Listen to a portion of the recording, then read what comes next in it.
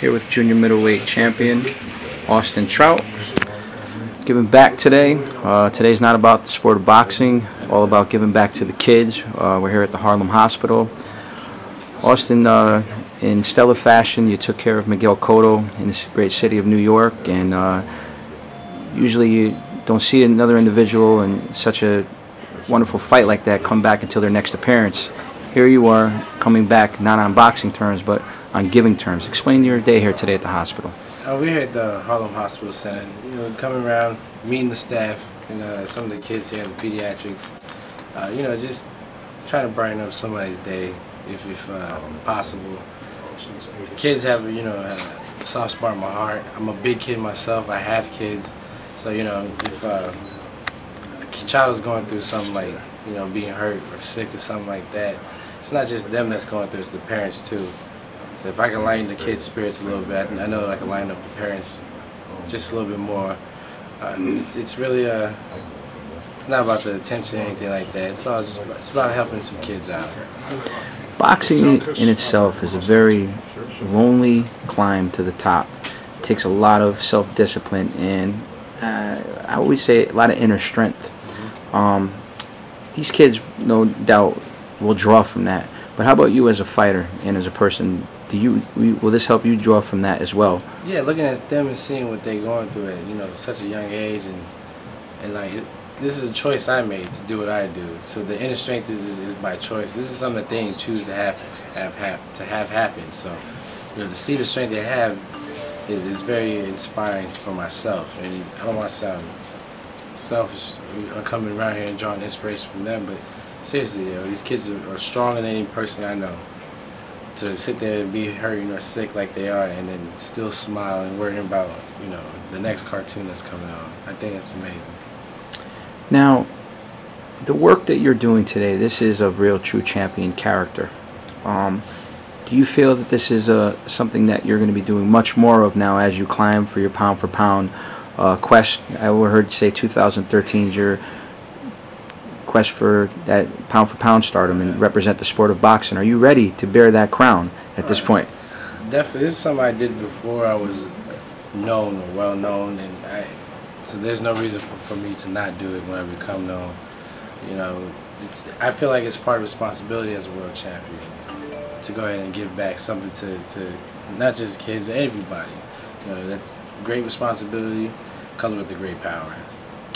We had touched on this before your fight with Cotto, and one of the questions that I did ask you was, will you be prepared to handle the pressure? Obviously, in the Lions Den at that night, and you handled it well, obviously bringing back the victory. And now, again, all eyes being on you. This is a mega pressure. You're known as one of the elite superstars. Are you prepared to handle that weight on your shoulders, though? You know, I don't see it as pressure at all. This is where I needed to be.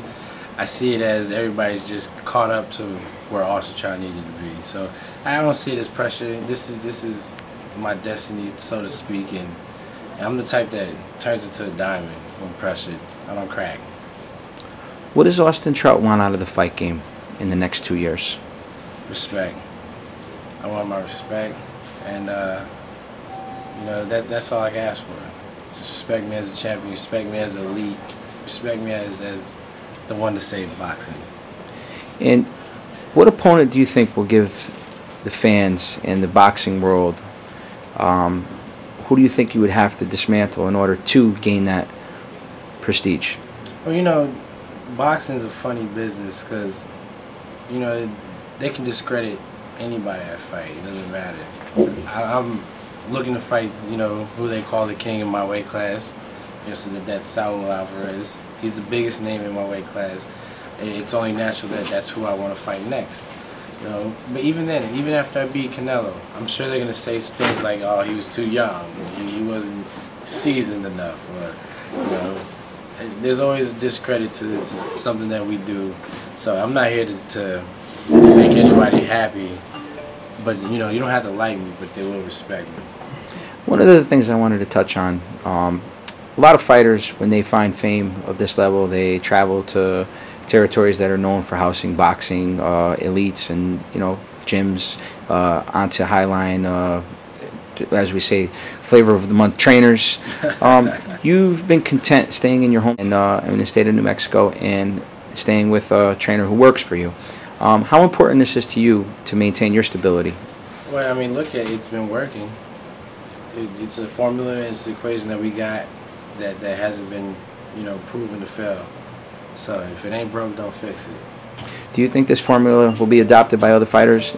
I'm sure you'll see. Especially after the next fight, I have no doubt that people can start coming to New Mexico, asking my coach Lou to be the next Freddie Roach or Virgil Hunter or Robert Garcia or whoever is hot right now. I don't know who that guy is, but I have no doubt that they're gonna come and see what the secret is, to the success.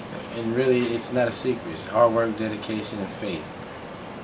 Now, one last question I do want to ask you, because I know the emotions were running high and there was 1,000 people there trying to attack you that night at Fight Night with Cotto.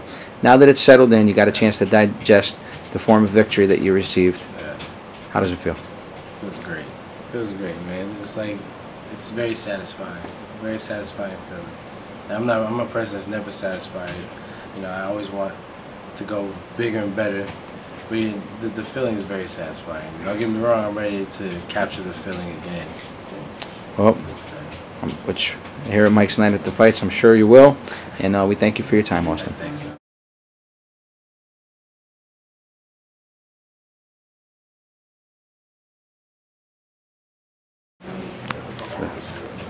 Listen, this is Austin Trout, the WBA World Champion. I'd like to give a major shout out to the Wilbur Cross High School in New Haven, Connecticut. Just remember these 3 things: hard work, dedication, and faith, and you'll be more successful than you ever dreamed. This is living proof. I came from nothing, but I believed, I worked, and I was dedicated to it. And now I'm sitting on top of the world where you guys should be. So I'm up here waiting for y'all. Hurry up and come to the top.